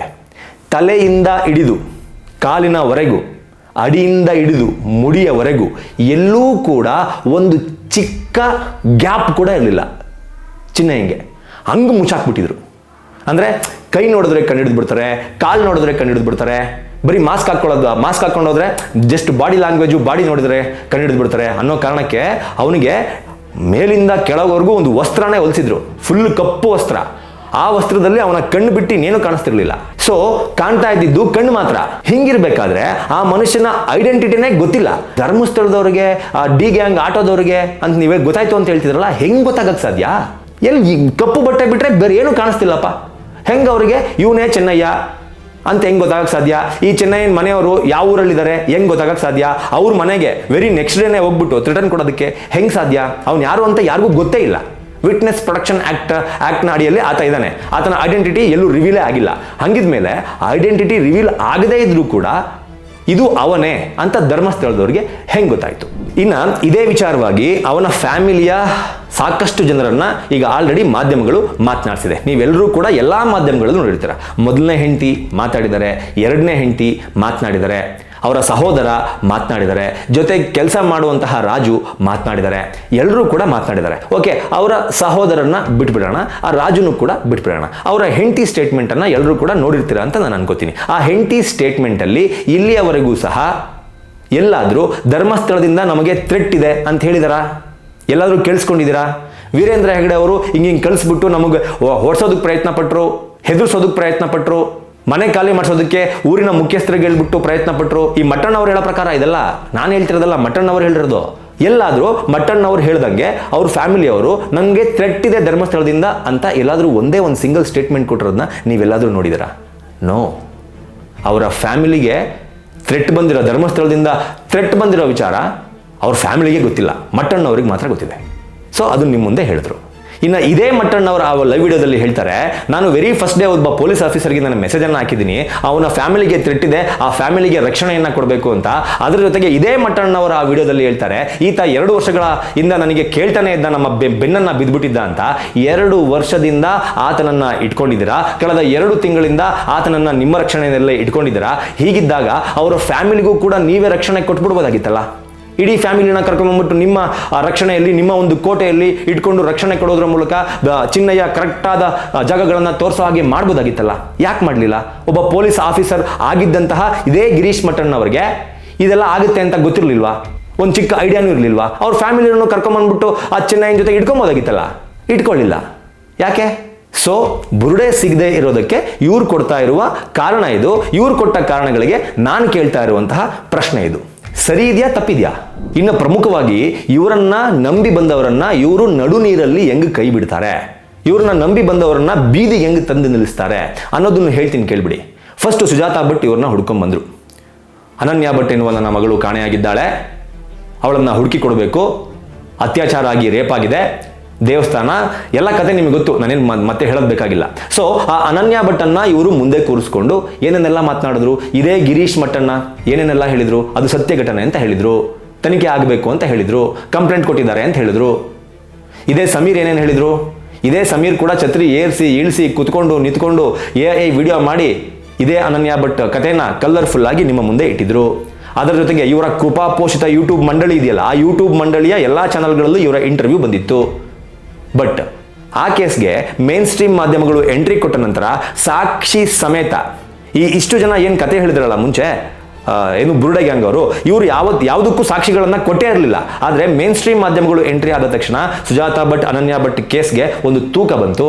ಅವರು ಹೇಳ್ತಾ ಇರೋದನ್ನೆಲ್ಲ ಸುಳ್ಳು ಅಂತ ಅವರು ಪ್ರೂವ್ ಮಾಡಿದ್ರು, ಸಾಕ್ಷಿ ಸಮೇತ ಪ್ರೂವ್ ಮಾಡಿದ್ರು. ಸುಮ್ಮನೆ ಬೊಗಳೆ ಬಿಡಲಿಲ್ಲ, ಸುಮ್ಮನೆ AI ವಿಡಿಯೋನ ಮಾಡಲಿಲ್ಲ, ಸಾಕ್ಷಿ ಸಮೇತ ಪ್ರೂವ್ ಮಾಡಿದ್ರು. ಅವರ ಫ್ಯಾಮಿಲಿ ಅವ್ರನ್ನ ಮಾತನಾಡಿಸಿದ್ರು, ರಿಪ್ಪನ್ಪೇಟೆಯಲ್ಲಿರುವ ಲೋಕಲ್ ಜನರನ್ನ ಮಾತನಾಡಿಸಿದ್ರು, ಅವರ ಭಾವನನ್ನ ಮಾತನಾಡಿಸಿದ್ರು, ಡಾಕ್ಯುಮೆಂಟ್ಸ್ಗಳನ್ನ ಹುಡುಕಿ ತೆಗೆದ್ರು. ಯಾವ ಫೋಟೋವನ್ನ ಬಿಟ್ಟರು ಅನನ್ಯ ಭಟ್ ಅಂತ ಅವರ ಫ್ಯಾಮಿಲಿಯವ್ರನ್ನೂ ಸಹ ಹುಡ್ಕೊಂಡು ಹೋಗಿ ಮಾತನಾಡಿಸಿದ್ರು. ಇಷ್ಟೆಲ್ಲ ಆದಮೇಲೆ ಅದು ಸುಳ್ಳು ಅಂತ ಗೊತ್ತಾಯಿತು. ಸುಳ್ಳು ಅಂತ ಗೊತ್ತಾದ ನಂತರ ಈ ಯಾರಾದರೂ ಇಷ್ಟು ದಿನಗಳ ಕಾಲ ಅದೊಂದು ಸತ್ಯ ಘಟನೆ, ನಿಜವಾದಂತಹ ಘಟನೆ, ಇದು ನಡೆದಿದೆ ಅಂತ ನಿಮ್ಮ ಮುಂದೆ ಹೇಳಿದ್ದ ಯಾರಾದರೂ ಬಂದು ಇಲ್ಲ ಈ ತಪ್ಪು ಇನ್ಫಾರ್ಮೇಶನ್, ರಾಂಗ್ ಇನ್ಫಾರ್ಮೇಶನ್ ಕೊಟ್ಬಿಟ್ರು ಅಜ್ಜಿ, ಅದನ್ನು ನಾವು ನಂಬಿಟ್ಟು ನಿಮ್ಮ ಮುಂದೆ ಸುಳ್ಳು ಹೇಳಿದ್ವಿ, ನಮ್ಮನ್ನ ಕ್ಷಮಿಸಿ, ತಪ್ಪಾಯಿತು ಅಂತ ಯಾರಾದರೂ ಕೇಳಿದಾರ? ಮಹೇಶ್ ಶೆಟ್ಟಿ ತಿಮ್ರೋಡಿ ಕೇಳಿದಾರ? ಗಿರೀಶ್ ಮಟ್ಟಣ್ಣ ಕೇಳಿದಾರ? ಅಥವಾ ಇದೇ ಸಮೀರ್ ಕೇಳಿದಾರ? ಯಾರು ಕೇಳಿಲ್ಲ. ಅಟ್ಲೀಸ್ಟ್ ಇವರ ಕೃಪಾಪೋಷಿತ ಯೂಟ್ಯೂಬ್ ಮಂಡಳಿ ಇದೆಯಲ್ಲ, ಆ ಯೂಟ್ಯೂಬ್ ಮಂಡಳಿ ಎಲ್ಲ ಯೂಟ್ಯೂಬ್ ಚಾನಲ್ಗಳಲ್ಲೂ ಇಂಟರ್ವ್ಯೂ ಮಾಡಿದ್ರಲ್ವಾ ಇದೇ ಸುಜಾತಾ ಭಟ್ ಅವ್ರದ್ದು, ಅವರಾದ್ರೂ ಒಂದು ಕ್ಲಾರಿಫಿಕೇಶನ್ ಕೊಡಬೇಕಾಗಿತ್ತಲ್ಲ. ನಮ್ಮ ಚಾನಲ್ನಲ್ಲಿ ಈ ತರಹದ ಒಂದು ಇಂಟರ್ವ್ಯೂ ಪ್ರಸಾರ ಆಗಿತ್ತು, ಅದನ್ನು ನಾವು ನಂಬಿದ್ವಿ, ಅದನ್ನು ನಂಬಿ ನಿಮ್ಮ ಮುಂದೆ ಇಟ್ಟಿದ್ವಿ. ಆದರೆ ಇವಾಗ ಅದೆಲ್ಲ ಸುಳ್ಳು ಅಂತ ನಮಗೆ ಗೊತ್ತಾಗ್ತಾ ಇದೆ, ಹಾಗಾಗಿ ನಮ್ಮನ್ನ ಕ್ಷಮಿಸಿ, ಮಿಸ್ ಇನ್ಫಾರ್ಮೇಶನ್ ಕೊಟ್ಟಿದ್ದಕ್ಕೆ. ಎಲ್ಲಾದರೂ ನೋಡಿದ್ದೀರಾ? ನೋ. ಅವ್ರು ಈ ವಿಚಾರವಾಗಿ ಮಾತನಾಡೋದೇ ಇಲ್ಲ. ಅದ್ರ ಜೊತೆಗೆ very first day Sujata Bhat ಅವರು SIT ಕಚೇರಿ ಮುಂದೆ ಕಂಪ್ಲೇಂಟ್ ಅನ್ನ ಕೊಡೋದಕ್ಕೆ ಬಂದಾಗ ಅವರ ಜೊತೆಗೆ ಒಂದು ಕಾರ್ ಇತ್ತು, ಅವರ ಜೊತೆಗೆ ಒಬ್ಬ ವಕೀಲ ಇದ್ದ, ಅವರಿಗೆ ಉಳಿದುಕೊಳ್ಳೋದಕ್ಕೆ ಒಂದು ಮನೆ ಇತ್ತು, ಊಟ ತಿಂಡಿ ಎಲ್ಲ ವ್ಯವಸ್ಥೆಗಳು ಸಹ ಇತ್ತು, ಇದೇ ಗುಂಪು ಮಾಡಿಕೊಟ್ಟಿತ್ತು. ಆದರೆ ಇವತ್ತು ಅದೇ SIT ಕಚೇರಿಗೆ ಸುಜಾತಾ ಭಟ್ ಅವರು ಕೇಸನ್ನ ವಾಪಸ್ ತೆಗೆದುಕೊಳ್ಳೋದಕ್ಕೆ ಬರ್ತಾ ಇದ್ದಾರೆ. ಆ ಕೇಸ್ನ ವಿಚಾರಣೆಯ ಸಲುವಾಗಿ ಬರ್ತಾ ಇದ್ದಾರೆ. ಇವತ್ತು ಆ ಸುಜಾತಾ ಭಟ್ ಅವರ ಜೊತೆಗೆ ಕಾರಿಲ್ಲ, ಬದಲಾಗಿ ಆಟೋದಲ್ಲಿ ಬರ್ತಾ ಇದ್ದಾರೆ. ಸುಜಾತಾ ಭಟ್ ಅವರ ಜೊತೆಗೆ ಲಾಯರ್ ಇಲ್ಲ, ಬದಲಾಗಿ ಒಬ್ಬೊಂಟಿಯಾಗಿ ಬರ್ತಾ ಇದ್ದಾರೆ. ಸುಜಾತಾ ಭಟ್ ಈ ಮುಂಚೆ ಮಹೇಶ್ ಶೆಟ್ಟಿ ತಿಮ್ರೋಡಿ ಅವರ ಮನೆಯಲ್ಲಿ ಆಶ್ರಯವನ್ನ ಪಡ್ಕೊಂಡಿದ್ರು. ಆದರೆ ಇವತ್ತು ಅವರು ಉಳ್ಕೊಂಡಿರೋದು ಲಾಡ್ಜ್ನಲ್ಲಿ. ಹೆಂಗೆ ಕೈ ಬಿಟ್ರು? ಇಷ್ಟೆಲ್ಲವನ್ನೂ ಕೊಟ್ಟು ಜೊತೆಯಲ್ಲಿ ಇಟ್ಕೊಂಡು, ನೀವು ಹೇಳ್ದಂಗೆಲ್ಲ ಕೇಳ್ದಂಗೆಲ್ಲ ಕುಣ್ಕೊಂಡು, ನಿಮ್ಮ ತಾಳಕ್ಕೆಲ್ಲ ತಲೆ ಅಲ್ಲಾಡಿಸ್ಕೊಂಡು ಬಂದಂತಹ ವ್ಯಕ್ತಿಗಳನ್ನು, ಅದರಲ್ಲೂ ಎಸ್ಪೆಷಲಿ ಸುಜಾತಾ ಭಟ್ ಅವರನ್ನು ಹೆಂಗೆ ಬಿಟ್ಟಿದ್ದೀರಾ? ಲಿಟ್ರಲಿ ಹೋಗಿ ನೋಡಿ, ನೀವು ನೋಡಿ, ಮಾಧ್ಯಮಗಳಲ್ಲಿ ತೆಗೆದು ನೋಡಿ. ಫಸ್ಟ್ ಡೇ ಸುಜಾತಾ ಭಟ್ ಬಂದಾಗ SIT ಕಚೇರಿಗೆ ಹೆಂಗೆ ಬಂದರು, ಇವಾಗ ಹೆಂಗೆ ಬರ್ತಾ ಇದ್ದಾರೆ? ಒಬ್ಬೊಂಟಿ ಆಗ್ಬಿಟ್ಟಿದ್ದಾರೆ ಆ ಮಹಿಳೆ. ಇವ್ರು ಹೇಳಿದ್ದನ್ನೆಲ್ಲ ಕೇಳ್ಕೊಂಡು ಯಾರೂ ಇಲ್ಲ ಸಪೋರ್ಟ್ಗೆ ಅವ್ರಿಗೆ. ಇವತ್ತು ಸ್ಟಾರ್ಟಿಂಗ್ ಎಲ್ಲವನ್ನೂ ಇತ್ತು. ಈ ಥರ ಸುಜಾತಾ ಭಟ್ಟನ್ನು ನಡು ನೀರಿನಲ್ಲಿ ಕೈ ಬಿಟ್ಟರು. ಇನ್ನು ಇವರು ನಡು ನೀರಿನಲ್ಲಿ ನಡು ದಾರಿಯಲ್ಲಿ ಕೈ ಬಿಟ್ಟಿರುವಂತಹ ಇನ್ನೊಬ್ಬ ವ್ಯಕ್ತಿ ಯಾರಪ್ಪ ಅಂತಂದರೆ ಅದು ಚಿನ್ನಯ್ಯ. 2 ವರ್ಷದ ಮುಂಚೆ ಇವ್ರ ಹತ್ರ ಬಂದೋ ಕರ್ಕೊಂಬಂದ್ರೋ ಗೊತ್ತಿಲ್ಲ, ವಾಟ್ ಎವರ್, ಆತನೇ ಬಂದ ಅಂತಲೇ ಇಟ್ಕೊಳ್ಳೋಣ, ನಾವು ಇವ್ರ ಮೇಲೆ ಆರೋಪನೇ ಮಾಡೋದು ಬೇಡ. ಚಿನ್ನಯ್ಯ ಬಂದ, ಎಲ್ಲವನ್ನೂ ಹೇಳ್ದ. 2 ವರ್ಷಗಳಿಂದ ಇದನ್ನು ಹೆಂಗೆ ಮಾಡಬೇಕು ಅಂತ ಎಲ್ಲ ಪ್ರೀ ಪ್ಲಾನ್ಗಳನ್ನು ಮಾಡ್ಕೊಂಡ್ರು ಅಂತಲೇ ಅನ್ಕೊಳ್ಳೋಣ. ಯಾಕೆಂದರೆ 2 ವರ್ಷದಿಂದ ಈ ಕೇಸ್ ಓಪನ್ ಆಗಿ 2 ತಿಂಗಳಾಗಿರೋದು. 2 ವರ್ಷದಿಂದ ಏನು ಮಾಡ್ತಾ ಇದ್ರು? ಮಾಡ್ಬೋದಾಗಿತ್ತಲ್ಲ 2 ವರ್ಷಕ್ಕಿಂತ ಮುಂಚೆನೆ. ಓಕೆ, ಅದ್ರ ಬಗ್ಗೆ ಡಿಸ್ಕಸ್ ಬೇಡ, ಫೈನ್. 2 ವರ್ಷದ ಮುಂಚೆ ಚಿನ್ನಯ್ಯ ಬಂದ, ಎಲ್ಲವನ್ನು ಹೇಳ್ಕೊಂಡ. 2 ತಿಂಗಳ ಮುಂಚೆ ಕಂಪ್ಲೇಂಟನ್ನು ಕೊಟ್ಟ, ಪೊಲೀಸ್ ಸ್ಟೇಷನಲ್ಲೂ ಕೊಟ್ಟ, ಕೋರ್ಟ್ನಲ್ಲೂ ಕೊಟ್ಟಾದ ನಂತರ SIT ಫಾರ್ಮ್ ಆಯಿತು. SIT ಫಾರ್ಮ್ ಆದ ನಂತರ ಗುಂಡಿ ಅಗೆಯುವ ಪ್ರಕ್ರಿಯೆ ಆರಂಭ ಆಯಿತು. ಆರಂಭದಿಂದ ಆ ಗುಂಡಿ ಅಗೆಯುವ ಪ್ರಕ್ರಿಯೆ ತಾತ್ಕಾಲಿಕವಾಗಿ ಸ್ಥಗಿತ ಆಗೋವರೆಗೂ ಈತ ಮಹೇಶ್ ಶೆಟ್ಟಿ ತಿಮ್ರೋಡಿ ಅವರ ಕಸ್ಟಡಿನಲ್ಲಿ ಇದ್ದ. ಸೊ ಅವರ ಕಸ್ಟಡಿನಲ್ಲಿ ಇದ್ದಷ್ಟು ದಿನ ಇವನನ್ನ ವಹಿಸ್ಕೊಂಡು ಮಾತನಾಡಿದ್ರು. ಸೊ ನೆಕ್ಸ್ಟ್ ಅವನು ಅರೆಸ್ಟ್ ಆಗಿ ವೆರಿ ಫಸ್ಟ್ ಡೇ ಅದನ್ನ ಸ್ವಾಗತ ಮಾಡಿದ್ರಿ. ನಾರ್ಕೋ ಅನಾಲಿಸಿಸ್ ಟೆಸ್ಟ್ ಆಗಬೇಕು ಅಂತ ಹೇಳಿದ್ರಿ. ಆದರೆ ಅರೆಸ್ಟ್ ಆಗಿ 4 ದಿನಕ್ಕೆ ಅವನಿಗೆ ಯಾರೋ ಬ್ರೈನ್ ವಾಶ್ ಮಾಡಿಬಿಟ್ಟಿದ್ದಾರೆ. ಅವನಿಗೆ ಇದರಿಂದ ಒಂದು ದೊಡ್ಡ ತಂಡ ಷಡ್ಯಂತ್ರವನ್ನ ಮಾಡ್ತಾ ಇದೆ, ಇದಕ್ಕೆ ಒಂದು ತನಿಖೆ ನಡೀಬೇಕು ಅಂತ 4ನೇ ದಿನ ಆದ್ಮೇಲೆ ಕೇಳ್ತೀರಿ. ಸೊ ಇದೀಗ ಚಿನ್ನಯ್ಯನನ್ನ ಆರೋಪಿ ಜಾಗದಲ್ಲಿ ನಿಲ್ಲಿಸ್ಬಿಟ್ಟಿದ್ದೀರಾ. ನಿಮ್ಮನ್ನು ನಂಬಿಕೊಂಡ ಬಂದಂತಹ ಬುರುಡೆ ಗ್ಯಾಂಗ್ ಅನ್ನ ನಂಬಿಕೊಂಡು ಬಂದಂತಹ ಚಿನ್ನಯ್ಯನನ್ನ ಇವತ್ತು ಆರೋಪಿ ಜಾಗದಲ್ಲಿ ತಂದು ನಿಲ್ಸಿದಿರಾ. ಏನ್ ಮಾಡಿದ್ರಿ ಚಿನ್ನಯ್ಯಂಗೆ? ಇದೇ ಚಿನ್ನಯ್ಯಂಗೆ ಆರಂಭದಲ್ಲಿ ಚಿನ್ನಯ್ಯನ್ಗೂ ಕಾರ್ ಕೊಟ್ರಿ, ಲಾಯರ್ ಕೊಟ್ರಿ, ಉಳ್ಕೊಳ್ಳೋಕೆ ಜಾಗ ಕೊಟ್ರಿ, ಬೇಕಾಗಿದ್ದನ್ನೆಲ್ಲವನ್ನು ಕೊಟ್ರಿ. ಚಿನ್ನಯ್ಯ ಪೊಲೀಸರ ಹತ್ರ ಹೇಳಿದಾನೆ ಅಂತ ಏನೊಂದಷ್ಟು ಮಾಧ್ಯಮಗಳಲ್ಲಿ ಮಾಹಿತಿ ಬರ್ತಾ ಇದೆಯಲ್ಲ, ಅದ್ರ ಪ್ರಕಾರ ಒಂದಷ್ಟು ದುಡ್ಡನ್ನು ಕೊಟ್ರಿ, ಎಲ್ಲವನ್ನೂ ಆತನಿಗೆ ಕೊಟ್ರಿ. ಓಕೆನಾ? ಆದರೆ ಈಗ ಚಿನ್ನಯ್ಯನಿಗೆ ಲಾಯರ್ ಇಲ್ಲ. ಚಿನ್ನಯ್ಯನಿಗೆ ಸರ್ಕಾರವೇ ಒಂದು ಲಾಯರ್ ಅನ್ನ ಕೊಡೋದಕ್ಕೆ ಚಿಂತನೆಯನ್ನ ನಡೆಸ್ತಾ ಇದೆ. ಇದ್ರ ಜೊತೆಗೆ ಇವತ್ತು ಸೌಜನ್ಯ ತಾಯಿ ಚಿನ್ನಯ್ಯನ ಸಲುವಾಗಿ ಕಂಪ್ಲೇಂಟ್ ಅನ್ನ SIT ಟೀಮ್ಗೆ ಕೊಡುವುದರ ಮೂಲಕ ಸೌಜನ್ಯ ಕೇಸನ್ನ ರೀಓಪನ್ ಮಾಡಬೇಕು ಎನ್ನುವ ಒಂದು ಮನವಿಯನ್ನು ಸಹ ಇಟ್ಕೊಂಡು ಬಂದಿದ್ದಾರೆ ಅಂತ ಹೇಳಲಾಗ್ತಾ ಇದೆ. ಇನ್ನು ಕಂಪ್ಲೇಂಟ್ ಸ್ವೀಕಾರ ಆಗಿಲ್ಲ, ಬಟ್ ಸೌಜನ್ಯ ತಾಯಿ ಚಿನ್ನಯ್ಯನ ಮೇಲೆ ಒಂದು ಕಂಪ್ಲೇಂಟ್ ಅನ್ನ ಕೊಡೋದಕ್ಕೆ ಬಂದಿದ್ದಾರೆ. ಯಾಕೆ ಬಂದಿದ್ದಾರೆ ಅಂತಂದ್ರೆ ಈ ಕೇಸ್ನ ರೀಇನ್ವೆಸ್ಟಿಗೇಷನ್ ಆಗಬೇಕು. ಇದೇ ಚಿನ್ನಯ್ಯ ಕುಡ್ಲಾ ರ್ಯಾಂಪೇಜ್ ಎನ್ನುವ ಒಂದು ಪೇಜ್ಗೆ ಕೊಟ್ಟಿರುವ ಇಂಟರ್ವ್ಯೂನಲ್ಲಿ ಸೌಜನ್ಯ ರೇಪ್ ಅಂಡ್ ಮರ್ಡರ್ಗೆ ಸಂಬಂಧಪಟ್ಟಂತೆ ಸಾಕಷ್ಟು ವಿಚಾರಗಳನ್ನ ಹೇಳಿದ್ದಾನೆ. ಅದರ ಜೊತೆಗೆ ನಾನೇ ಸ್ವತಃ ಅಲ್ಲಿದ್ದಂತಹ 4 ರಿಂದ 5 ಜೊತೆ ಚಪ್ಪಲಿಗಳನ್ನು ತೆಗೆದುಕೊಂಡು ಸುಟ್ಟಾಕಿದ್ದೀನಿ ಅಂತ ಹೇಳಿದ್ದಾನೆ ಆ ಇಂಟರ್ವ್ಯೂನಲ್ಲಿ. ಸೊ ಅದರ ಸಲುವಾಗಿ ಸೌಜನ್ಯ ಕೇಸ್ನ ರಿಓಪನ್ ಮಾಡಬೇಕು ಅಂತ ಹೇಳ್ಬಿಟ್ಟು ಅವರ ತಾಯಿಯನ್ನ ಇವತ್ತು ಕಳಿಸ್ಬಿಟ್ಟು ಅದೇ ಚಿನ್ನಯ್ಯನ ಮೇಲೆ ಕಂಪ್ಲೇಂಟ್ ಕೊಡಿಸೋದಕ್ಕೆ ರೆಡಿ ಮಾಡಿಸಿದ್ದೀರಾ. ಅವನ ಹೆಂಡತಿ ಆರಂಭದಿಂದ ಇಲ್ಲಿಯವರೆಗೂ ಅಂದರೆ ಕಳೆದ 2 ತಿಂಗಳಿಂದ ಅವರನ್ನ ನೋಡೋದಕ್ಕಾಗಿಲ್ಲ, ಅವ್ರ ಜೊತೆ ಮಾತನಾಡೋದಕ್ಕಾಗಿಲ್ಲ, ಅವ್ರನ್ನ ಮೀಟ್ ಮಾಡೋದಕ್ಕಾಗಿಲ್ಲ ಅಂತ ಮಾಧ್ಯಮಗಳ ಮುಂದೆ ಬಂದು ಕಣ್ಣೀರನ್ನ ಹಾಕ್ತಾ ಇದ್ದಾರೆ. ಅದ್ರ ಬಗ್ಗೆ ನೀವು ಗಮನ ಹರಿಸ್ತಾ ಇಲ್ಲ, ಅದ್ರ ಬಗ್ಗೆ ನೀವು ತಲೆ ಕೆಡಿಸ್ಕೊತಾ ಇಲ್ಲ. ಅವರಿರುವಂತಹ ಮನೆಯ ಓನರ್ ಮನೆ ಖಾಲಿ ಮಾಡಮ್ಮ ಅಂತ ಆಕೆಗೆ ಹೇಳ್ತಾ ಇದ್ದಾರೆ, ಅದ್ರ ಬಗ್ಗೆ ನೀವು ಮಾತನಾಡ್ತಾ ಇಲ್ಲ, ಅದಕ್ಕೆ ನೀವು ಸಪೋರ್ಟ್ ಅನ್ನ ಕೊಡ್ತಾ ಇಲ್ಲ. ಪಾಪ ಆ ಮಹಿಳೆಗೆ ಚಿನ್ನಯ್ಯನನ್ನ ನೋಡೋದಕ್ಕಾಗ್ತಾ ಇಲ್ಲ, ಚಿನ್ನಯ್ಯನನ್ನ ಕಾಂಟ್ಯಾಕ್ಟ್ ಮಾಡೋದಕ್ಕಾಗ್ತಾ ಇಲ್ಲ. ಮನೆ ಖಾಲಿ ಮಾಡಬೇಕು ಅಥವಾ ಮನೆ ಖಾಲಿ ಮಾಡ್ಕೊಂಡ್ರೆ ಎಲ್ಲಿ ಹೋಗಬೇಕು ಏನೂ ಗೊತ್ತಾಗದಂತಹ ಸ್ಥಿತಿಯಲ್ಲಿ ಆ ಮಹಿಳೆ ಇದ್ದಾಳೆ. ಅದ್ರ ಬಗ್ಗೆ ನೀವು ಮಾತನಾಡ್ತಿದ್ದೀರಾ, ಅದ್ರ ಬಗ್ಗೆ ಮಾತನಾಡ್ತಾ ಇಲ್ಲ. ಅವರ ಫ್ಯಾಮಿಲಿಯ ಕಷ್ಟವನ್ನ ನೀವು ಕೇಳ್ತಾ ಇಲ್ಲ. ಸೊ ಇವರನ್ನ ನಂಬಿಕೊಂಡು ಬಂದಂತಹ ಚಿನ್ನಯ್ಯನನ್ನು ಸಹ ಸುಜಾತಾ ಭಟ್ನ ಯಾವ ರೀತಿ ಇವತ್ತು ನಡು ನೀರಿನಲ್ಲಿ ಕೈ ಬಿಟ್ಟಿದ್ದಾರೆ, ಚಿನ್ನಯ್ಯನನ್ನು ಸಹ ಅದೇ ರೀತಿ ನಡು ನೀರಿನಲ್ಲಿ ಕೈ ಬಿಟ್ಟದ್ದು ಆಯ್ತು, ಮುಗಿಸಿದ್ರು ಇಬ್ರು. ಸೊ ಹೀಗೆ ಇವ್ರನ್ನ ನಂಬಿಕೊಂಡು ಬಂದವರನ್ನ ಇವರು ನಡು ನೀರಿನಲ್ಲಿ ಕೈ ಬಿಡ್ತಾ ಇರೋದು ನಮ್ಮ ಕಣ್ಣು ಮುಂದೆ ಇದೆ. ನಾನು ಇದು ಯಾವುದು ಇಮ್ಯಾಜಿನೇಷನ್ ಸ್ಟೋರಿ ಹೇಳ್ತಾ ಇಲ್ಲ, ಏನು ನಡೀತಾ ಇದೆ, ಎಕ್ಸಾಕ್ಟಾಗಿ ಏನು ಆಗ್ತಾ ಇದೆ ಅನ್ನೋದನ್ನ ಟೈಮ್ ಲೈನ್ ಸಮೇತ ನಿಮ್ಮ ಮುಂದೆ ಇಡ್ತಾ ಇದ್ದೀನಿ, ಥಿಂಕ್ ಮಾಡಿ. ಸೊ ಹೀಗೆ ಇವ್ರನ್ನ ನಂಬ್ಕೊಂಡ್ಬಂದವ್ರನ್ನ ಇವರು ನಡು ನೀರಲ್ಲಿ ಕೈ ಬಿಟ್ಟಿದ್ದು ಆಗೋಗಿದೆ. ನೆಕ್ಸ್ಟ್ ಇವ್ರನ್ನ ನಂಬ್ಕೊಂಡು ಬರೋರು ಸ್ವಲ್ಪ ಯೋಚನೆ ಮಾಡಿ. ಇನ್ನು ಅಗೇನ್ ಒಂದು ಕಟ್ ಅಂಡ್ ಪೇಸ್ಟ್ ಕಮೆಂಟ್, ನೀನು ಪೇಮೆಂಟ್ ಗಿರಾಕಿ, ನಿನಗೂ ಎಷ್ಟು ಬಂತು ಪೇಮೆಂಟು, ಈ ತರಹ ಕೂಡ ಸಾಕಷ್ಟು ಜನ ನೆನ್ನೆ ವಿಡಿಯೋಗೆ ಕಮೆಂಟನ್ನು ಹಾಕಿದ್ದೀರಾ. ಓಕೆ ಅನ್ಕೊಳ್ಳಿ, ನನಗೆ ಪೇಮೆಂಟ್ ಬಂದಿದೆ, ಸೂಟ್ ಕೇಸ್ ಗಟ್ಟಲೆ ಬಂದಿದೆ, ಕೋಟಿ ದುಡ್ಡು ಬಂದಿದೆ, ನಾನು ಅದನ್ನ ತಗೊಂಡು ಬೆಂಗಳೂರಲ್ಲಿ ಸೈಟ್ ತಗೊಂಡು ಬಿಲ್ಡಿಂಗ್ ಕಟ್ತಾ ಇದ್ದೀನಿ ಅಂತಲೇ ಅನ್ಕೊಳ್ಳಿ. ಓಕೆನಾ? ಹಂಗೆ ಅನ್ಕೊಳ್ಳೋರಿಗೆ ನಂದು ಒಂದು ಪ್ರಶ್ನೆ. ಆರಂಭದಲ್ಲಿ ಸಮೀರ್ ಸೌಜನ್ಯ ಕೇಸ್ಗೆ ಸಂಬಂಧಪಟ್ಟಂತೆ ಒಂದು ವಿಡಿಯೋವನ್ನು ಮಾಡಿಬಿಡ್ತಾನೆ. ಮಾಡಿಬಿಟ್ಟ ನಂತರ ಈಗ ನೀವು ನನಗೇನು ಹೇಳ್ತಾ ಇದ್ರಲ್ಲ ಪೇಮೆಂಟ್ ಗಿರಾಕಿ ಅಂತ, ಅದೇ ಥರ ಎಲ್ರಿಗೂ ಅಲ್ಲ, ಕೆಲವೊಬ್ರು ಮಾತ್ರ ಹೇಳ್ತಾ ಇದ್ದಾರೆ. ಅದೇ ಥರ ಕೆಲವೊಬ್ರು ಸಮೀರ್ಗೂ ಕೂಡ ಪೇಮೆಂಟ್ ಗಿರಾಕಿ, ಈತ ಮುಸ್ಲಿಂ, ಈತ ದುಡ್ಡು ತಗೊಂಡು ಧರ್ಮಸ್ಥಳದ ವಿರುದ್ಧ ಷಡ್ಯಂತ್ರವನ್ನು ಮಾಡ್ತಾ ಇದ್ದಾನೆ ಎನ್ನುವ ಆರೋಪನ ಸಮೀರ್ ಮೇಲೂ ಕೂಡ ಸಾಕಷ್ಟು ಜನ ಮಾಡಿದರು. ಆಗ ಸಮೀರ್ ಒಂದು ಉತ್ತರ ಕೊಟ್ಟಿದ್ದ.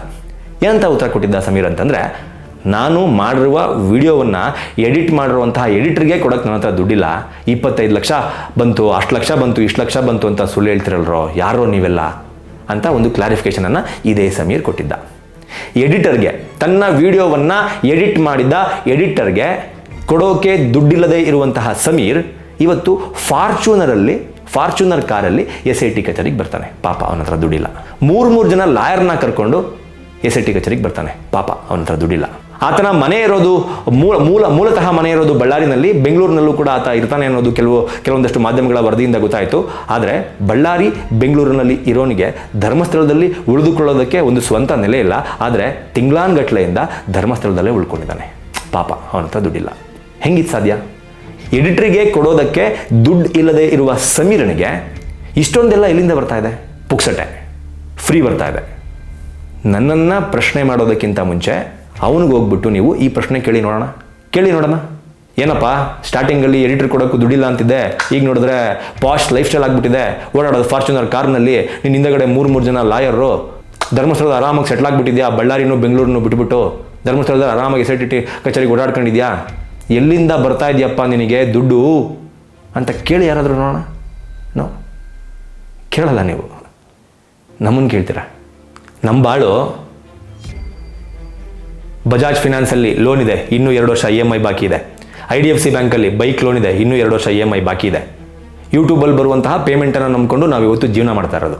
ಅದ್ರ ಜೊತೆಗೆ ಯಾರಾದರೂ ಕರೆದು ಚಿಕ್ಕ ಪುಟ್ಟ ಶೂಟ್ ಮಾಡ್ಕೊಡ್ತೀರನಪ್ಪ ಮಂಜು ಗೌಡ್ರೆ ಅಂತ ಕರೆದ್ರೆ ಅವ್ರ ಹತ್ರ ಹೋಗ್ಬಿಟ್ಟು ಅವ್ರಿಗೆ ಶೂಟ್ ಮಾಡಿಕೊಟ್ಬಿಟ್ಟು ಒಂದು ಶೂಟಿಗೆ ಇಷ್ಟು ಅಂತ ಚಾರ್ಜ್ ಮಾಡಿಬಿಟ್ಟು ದುಡಿಸ್ಕೊಂಬಂದ್ಬಿಟ್ಟು ಜೀವನ ಮಾಡ್ತಾ ಇದ್ದೀವಿ. ನನ್ನನ್ನು ನಾನು ಮಾರ್ಕೊಂಡು ಫಾರ್ಚೂನರ್ ಕಾರಲ್ಲಿ ಓಡಾಡೋದಕ್ಕಿಂತ ನನ್ನ ರಿಪೇರಿ ಆಗದೇ ಇರುವ ಕಾರಿನಲ್ಲೇ ನನ್ನನ್ನು ನಾನು ಮಾರ್ಕೊಳ್ಳದೆ ಓಡಾಡ್ತೀನಿ. ನಾನು ಮಾರ್ಕೊಳ್ಳಲ್ಲ. ಬಟ್ ನನ್ನ ಹತ್ರ ಒಂದು ಕಾರ್ ಇದೆ, ಅದು ರಿಪೇರಿ ಆಗಿಲ್ಲ ಅಂದರೂ ಕೂಡ, ಅದು ಹಳೆ ಕಾರ್ ಆದರೂ ಕೂಡ, ಅದ್ಯಾವುದೋ ಗುಜರಿ ಕಾರ್ ಆದರೂ ಕೂಡ ನಾನು ಅದರಲ್ಲೇ ಓಡಾಡ್ತೀನಿ. ಅದರಲ್ಲೇ ನನಗೆ ಹೆಮ್ಮೆ ಜಾಸ್ತಿ. ಮಾರ್ಕೊಂಡು ಫಾರ್ಚುನರ್ ಕಾರಲ್ಲಿ ಓಡಾಡೋದಕ್ಕೆ ನಂಗೆ ಇಷ್ಟಪಡಲ್ಲ. ಮಾರ್ಕೊಳ್ಳದಲ್ಲೇ ಅದು ನಮ್ಮ ಗತ್ತು. ನೀವು ನಮ್ಮನ್ನು ಪೇಮೆಂಟ್ ಗಿರಾಕಿ ಅಂತೀರಾ. ಇಷ್ಟೆಲ್ಲ ಪಾಶ್ ಆಗಿ ಜೀವನ ಮಾಡ್ತಾ ಇರುವಂಥ ಸಮೀರ್ಗೆ ಒಂದು ಮಾತು ಕೇಳಲ್ಲ. ಇನ್ನು ಕೊನೆಯದಾಗಿ ಈ ಚಿನ್ನಯ್ಯನನ್ನು ನೋಡಿದ್ರೆ ನನಗೆ ಪಾಪ ಅನ್ಸೋದಕ್ಕೆ ಸ್ಟಾರ್ಟ್ ಆಗಿದೆ. ಯಾಕಪ್ಪ ಅಂತಂದರೆ, ಆರಂಭದಲ್ಲಿ ಇವನನ್ನು ಕರೆದುಕೊಂಡು ಬಂದು ಅವರ ಕಸ್ಟಡಿನಲ್ಲಿ, ಅಂದರೆ ಬುರುಡೆ ಗ್ಯಾಂಗ್ನ ಕಸ್ಟಡಿನಲ್ಲಿ ಇಟ್ಕೊಂಡಿದ್ದ ಅಷ್ಟು ದಿನ ಈತ ಏನೇನು ಹೇಳಿದ್ದ ಎಲ್ಲವನ್ನೂ ಸಹ ಆತನನ್ನು ಸಪೋರ್ಟ್ ಮಾಡಿಕೊಂಡು ಕರೆದುಕೊಂಡು ಬಂದಂತಹ ಈ ತಂಡ ಇದೀಗ ಅವನನ್ನು ಅರ್ಧ ದಾರಿಯಲ್ಲೇ ಕೈಬಿಟ್ಟಿದೆ. ಎಲ್ಲರೂ ಕೂಡ ಗಮನಿಸಬೇಕಾಗಿರುವಂತಹ ವಿಚಾರ ಏನಪ್ಪ ಅಂತಂದರೆ, ಸೌಜನ್ಯ ತಾಯಿ ಇದೀಗ, ಅಂದರೆ ಇವತ್ತು ನಡೀತಾ ಇರುವಂತಹ ಡೆವಲಪ್ಮೆಂಟು, ಸೌಜನ್ಯ ತಾಯಿ ಇಷ್ಟು ದಿನಗಳ ಕಾಲ SIT ಕಚೇರಿ ಕಡೆಗೆ ತಲೆ ಹಾಕಿ ಮಲಗಿರಲಿಲ್ಲ. ಇವತ್ತು SIT ಕಚೇರಿಗೆ ಈ ಕೇಸನ್ನು ರೀಓಪನ್ ಮಾಡಿ ಅಥವಾ ಈ ಕೇಸನ್ನು ಮರುತನಿಖೆ ಮಾಡಿ ಅಂತ ಒಂದು ಕಂಪ್ಲೇಂಟ್ ಅನ್ನು ಕೊಡೋದಕ್ಕೆ ಸೌಜನ್ಯ ತಾಯಿ ಬಂದಿದ್ದಾರೆ. It's really appreciate. ನಿಜವಾಗ್ಲೂ ಇದನ್ನ ನಾನು ಒಪ್ಕೋತೀನಿ, ಇದನ್ನ ನಾನು ಮೆಚ್ಕೋತೀನಿ. ಈ ಒಂದು ನಿರ್ಧಾರಕ್ಕೆ ಸೌಜನ್ಯ ತಾಯಿ ಯಾವತ್ತು ಬರ್ತಾರೆ, ಯಾವಾಗ ಬಂದು ಕಂಪ್ಲೇಂಟ್ ಅನ್ನ ಕೊಡ್ತಾರೆ ಅಂತ ನಾವು ಕೂಡ ಸಾಕಷ್ಟು ದಿನಗಳಿಂದ ಕೇಳ್ತಾ ಇದ್ವಿ. ಆ ನಿಟ್ಟಿನಲ್ಲಿ ಇವತ್ತು ಸೌಜನ್ಯ ತಾಯಿಯ ನಡೆ ಇದೆಯಲ್ಲ, ಆ ನಡೆಯನ್ನ ನಾನು ಅಪ್ರಿಷಿಯೇಟ್ ಮಾಡೇ ಮಾಡ್ತೀನಿ. ಯಾಕಪ್ಪ ಅಂತಂದ್ರೆ ಆ ಹೆಣ್ಣು ಮಗಳಿಗೆ ನ್ಯಾಯ ಸಿಗಲೇಬೇಕು. ಆದರೆ ಇಲ್ಲಿ ನಾನು ಹೇಳುವ ಒಂದು ಪಾಯಿಂಟ್ ಅನ್ನ ನೆನಪಿನಲ್ಲಿ ಇಟ್ಕೊಳ್ಳಿ. ಇಷ್ಟು ದಿನಗಳ ಕಾಲ ನಮ್ಮ ಬಳಿ ಸಾಕ್ಷಿ ಇದೆ ಅಂತ ಸಾಕಷ್ಟು ಸಭೆಗಳಲ್ಲಿ, ಸಾಕಷ್ಟು ಸಮಾರಂಭಗಳಲ್ಲಿ, ಸಾಕಷ್ಟು ಯೂಟ್ಯೂಬ್ ಹಾಗೂ ಸಾಕಷ್ಟು ಮಾಧ್ಯಮಗಳ ಇಂಟರ್ವ್ಯೂಗಳಲ್ಲಿ ಇವರು ಹೇಳ್ಕೊಂಡಿದ್ರು, ನನ್ನ ಬಳಿ ಸಾಕ್ಷಿ ಇದೆ, ನಮ್ಮ ಬಳಿ ಸಾಕ್ಷಿ ಇದೆ, ಅದನ್ನು ತಗೊಂಡು ಕೊಡ್ತೀವಿ ಅಂತ. ಆದರೆ ಆ ಯಾವ ಸಾಕ್ಷಿಗಳನ್ನು ಸಹ ತೆಗೆದುಕೊಂಡು ಬಂದು ಇವತ್ತಿನವರೆಗೂ ಕೊಡಲಿಲ್ಲ. ಆದರೆ ನಿನ್ನೆ ಕುಡ್ಲಾ ರ್ಯಾಂಪೇಜ್ನಲ್ಲಿ ಅಪ್ಲೋಡ್ ಆದ ಒಂದು ಇಂಟರ್ವ್ಯೂ ಅನ್ನ ನೋಡಿದ ಬಳಿಕ ಇದೇ ಸಾಕ್ಷಿ, ಕುಡ್ಲಾ ರ್ಯಾಂಪೇಜ್ನಲ್ಲಿ ಬಂದಿರುವಂತಹ ಚಿನ್ನಯ್ಯನ ಈ ಇಂಟರ್ವ್ಯೂನೇ ಸಾಕ್ಷಿ. ಚಿನ್ನಯ್ಯ ಇದರಲ್ಲಿ ಸೌಜನ್ಯ ಕೇಸ್ಗೆ ಸಂಬಂಧಪಟ್ಟಂತಹ ಸಾಕಷ್ಟು ಇನ್ಫಾರ್ಮೇಶನ್ಗಳನ್ನ ಕೊಟ್ಟಿದ್ದಾನೆ. ರವಿ ಪೂಜಾರಿ ಬಗ್ಗೆ ಮಾತನಾಡಿದ್ದಾನೆ. ಸೌಜನ್ಯ ಸ್ಪಾಟ್ನಲ್ಲಿ ಇದ್ದಂತಹ 4 ರಿಂದ 5 ಜೊತೆ ಚಪ್ಪಲಿಯನ್ನ ನಾನೇ ತೆಗೆದುಕೊಂಡು ಹೋಗಿ ಸುಟ್ಟಾಕಿದ್ದೀನಿ ಅಂತ ಮಾತನಾಡಿದ್ದಾನೆ. ಸೊ ಇದೆಲ್ಲವನ್ನ ನೋಡಿದಂತಹ ಸೌಜನ್ಯ ತಾಯಿ ಇದೀಗ ಸಾಕ್ಷಿ ಸಿಕ್ಕಿದೆ. ಸೊ ಹಾಗಾಗಿ ಈ ಕೇಸನ್ನ ಮರುತನಿಖೆ ಮಾಡಬೇಕು ಅಂತ ಒಂದು ಕಂಪ್ಲೇಂಟ್ ಅನ್ನ ಕೊಡೋದಕ್ಕೆ SIT ಕಚೇರಿ ಮುಂದೆ ಬಂದು ವಾಪಸ್ ಹೋಗಿದ್ದಾರೆ. ಇನ್ನೂ ಕೂಡ ಕಂಪ್ಲೇಂಟ್ ಆಗಿಲ್ಲ. ನಾನು ಈ ವಿಡಿಯೋ ಅಪ್ಲೋಡ್ ಮಾಡೋದ್ರೊಳಗಡೆ ಮೋಸ್ಟ್ಲಿ ಕಂಪ್ಲೇಂಟ್ ಆಗಿರಬಹುದು. ಆ ಅಪ್ಡೇಟ್ ಅನ್ನು ನಾನು ಮುಂದಿನ ವಿಡಿಯೋದಲ್ಲಿ ಕೊಡ್ತೀನಿ. ಬಟ್ ಇಲ್ಲಿ ಎಲ್ಲರೂ ಕೂಡ ಗಮನಿಸಿ, ಚಿನ್ನಯ್ಯನ ಒಂದೇ ಒಂದು ಕುಡ್ಲಾ ರ್ಯಾಂಪೇಜ್ನ ವಿಡಿಯೋವನ್ನ ಇಟ್ಕೊಂಡ್ ಬಂದಿವರು ಇದೇ ಸಾಕ್ಷಿ ಅಂತ SIT ಮುಂದೆ ಕೊಡೋದಕ್ಕೆ ಬಂದಿರುವಂತಹ ಇವರು ಮಿಕ್ಕ ಸಾಕ್ಷಿಗಳನ್ನ ಯಾಕೆ ತರ್ತಾ ಇಲ್ಲ? ಅಲ್ಲಿಗೆ ಅರ್ಥ ಏನಪ್ಪಾ ಅಂತಂದ್ರೆ, ಚಿನ್ನಯ್ಯ ಕೊಟ್ಟಿರುವಂತಹ ಸ್ಟೇಟ್ಮೆಂಟ್ ಅನ್ನ ಬಿಟ್ಟು ಇವರ ಬಳಿ ಇನ್ನ ಯಾವ ಸಾಕ್ಷಿ ಕೂಡ ಇಲ್ಲ ಅನ್ನೋದು ಕನ್ಫರ್ಮ್. ಇದ್ದಿದ್ರೆ ಚಿನ್ನಯ್ಯನ ಈ ಒಂದು ಸ್ಟೇಟ್ಮೆಂಟ್ನ ಜೊತೆಗೆ ಅವರ ಮೊಬೈಲ್ನಲ್ಲಿರುವ ಸಾಕಷ್ಟು ಸಾಕ್ಷಿಗಳು, ನೋಡಿರುವಂತಹ ಐ ವಿಟ್ನೆಸಸ್ಗಳು ಎಲ್ಲರನ್ನೂ ಕೂಡ ಕರೆದುಕೊಂಡು ಬಂದು ಕೊಟ್ಬಿಡುವುದಾಗಿತ್ತು. ಅದನ್ನ ಇವರು ಮಾಡಿಲ್ಲ. ಚಿನ್ನಯ್ಯನ ಒಂದೇ ಒಂದು ಕುಡ್ಲಾ ರ್ಯಾಂಪೇಜ್ನ ಒಂದು ಇಂಟರ್ವ್ಯೂನ ನೋಡ್ಕೊಂಡು ಬಂದು ಮಾಡಿದ್ದಾರೆ. ಓಕೆ, ಕುಡ್ಲಾ ರ್ಯಾಂಪೇಜ್ನಲ್ಲಿ ಈ ಹಿಂದೆ ಸುಜಾತಾ ಭಟ್, ಅನನ್ಯ ಭಟ್ ಕೇಸ್ಗೂ ಸಂಬಂಧಪಟ್ಟಂತೆ ಇದೇ ರೀತಿ ಇಂಟರ್ವ್ಯೂ ಬಂದಿತ್ತು. ಏನಾಗಿದೆ ಆ ಕೇಸ್ ಇವಾಗ? ಇದೇ ಕುಡ್ಲಾ ರ್ಯಾಂಪೇಜ್ನಲ್ಲಿ ಬುರುಡೆಗೆ ಸಂಬಂಧಪಟ್ಟಂತೆ ಇವತ್ತು 4 ಸಿಕ್ತು, 5 ಸಿಕ್ತು, 7 ಸಿಕ್ತು ಎನ್ನುವ ವರದಿ ಕೂಡ ಬಂದಿತ್ತು. ಏನಾಯ್ತು ಆ ಇಂಟರ್ವ್ಯೂ ಇವತ್ತಿಗೆ? ಸೊ ಅದೇ ತರ ನಿನ್ನೆ ಕೂಡ ಚಿನ್ನಯ್ಯನ ಒಂದು ಇಂಟರ್ವ್ಯೂ ಬಂದಿದೆ. ಆ ಇಂಟರ್ವ್ಯೂ 100% ಸತ್ಯ ಅಂತ ನಂಬೋದಕ್ಕೆ ಹೇಗೆ ಸಾಧ್ಯ? ಯಾಕಪ್ಪ ಅಂತಂದ್ರೆ SIT ಮುಂದೆ ಅಪ್ರೂವರ್ ಆಗಿರುವಂತಹ ಇದೇ ಚಿನ್ನಯ್ಯ ಹೇಳಿರುವಂಥದ್ದು ಏನಪ್ಪ ಅಂತಂದ್ರೆ, ನನ್ನನ್ನ ಕೂರಿಸಿ 24ರಿಂದ 25 ಅಥವಾ 26 ವಿಡಿಯೋಗಳನ್ನ ಮಾಡಿಕೊಳ್ಳಲಾಗಿದೆ. ಆ ವಿಡಿಯೋಗಳನ್ನ ಫೋರ್ಸ್ಫುಲಿ ಮಾಡ್ಕೊಂಡ್ರು. ಆ ವಿಡಿಯೋಗಳಲ್ಲಿ ಅವ್ರು ಏನು ಹೇಳಿದ್ರಲ್ಲ ಅದು ಅವ್ರು ಹೇಳ್ಕೊಟ್ಟಂಗೆ ನಾನು ಆ ವಿಡಿಯೋಗಳಲ್ಲಿ ಅಥವಾ ಆ ಸಂದರ್ಶನದಲ್ಲಿ ನಾನು ಹೇಳಿದ್ದೀನಿ ಅಂತ SIT ಮುಂದೆ ಅಪ್ರೂವರ್ ಆಗಿ ಹೋಗಿದೆ. ಹಂಗಿದ ಮೇಲೆ ಆ ಹೇಳಿಕೆಯನ್ನ ನಿಜ ಅಂತ ಪರಿಗಣಿಸೋಕೆ ಸಾಧ್ಯ ಇದೆಯಾ? ಓಕೆ, ಅದನ್ನು ಕೂಡ ನಂಬೋಣ.